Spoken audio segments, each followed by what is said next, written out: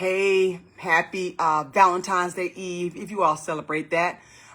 Just coming to share, y'all, I don't care, y'all. It's sweaty. Just finished the morning workout Zoom with the Zoom crew here. And again, just hey, y'all, believe it or not, most people have already quit on their weight loss journey. So a lot of people, 48% of people set out to lose weight every new year.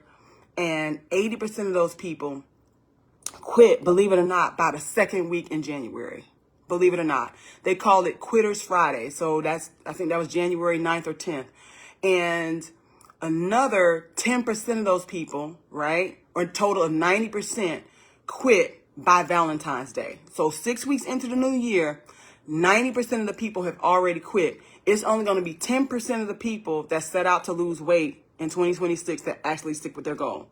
So if you are participating in any sort of program out there, and what typically happens is most people lose weight Monday through Thursday. But what happens, I call it the Friday F up, right? You start, it's friends invite you out to lunch at work or after work and on Friday evening. And then what happens, it becomes a slippery slope of not making the best choices. I don't want to call it bad choices because food is not bad. It's just the choices that we make are not the best for our health. So instead of using the word bad and having a negative feeling and emotion about it, I want to say not the best choice. So let's switch the words that we're using. You're just not making the best choice for the goals that you set out.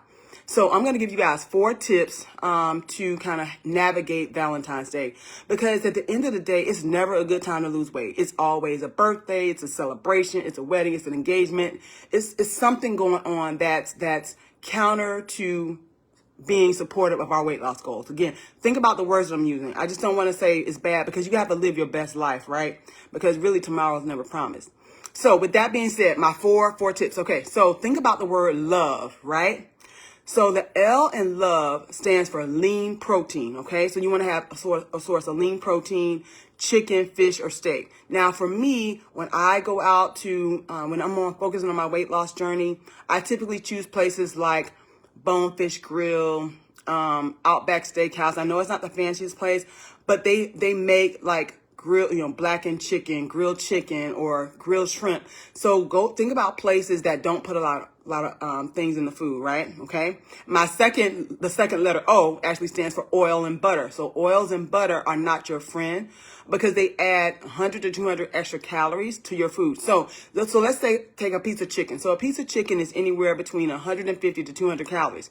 If you soak it in oil, or let's say fried chicken, now you take something that's a 200 calorie piece of chicken and you make it 300 calories. Okay. So O in the word love is for oils. So oils and butter.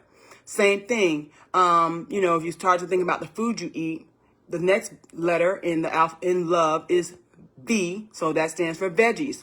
So veggies are your friend. So things like broccoli, asparagus, spinach, Brussels sprouts, all the vegetables, especially the green vegetables, are great for you in terms of your weight loss journey because they have very little calories, maybe 10, 20 calories per serving.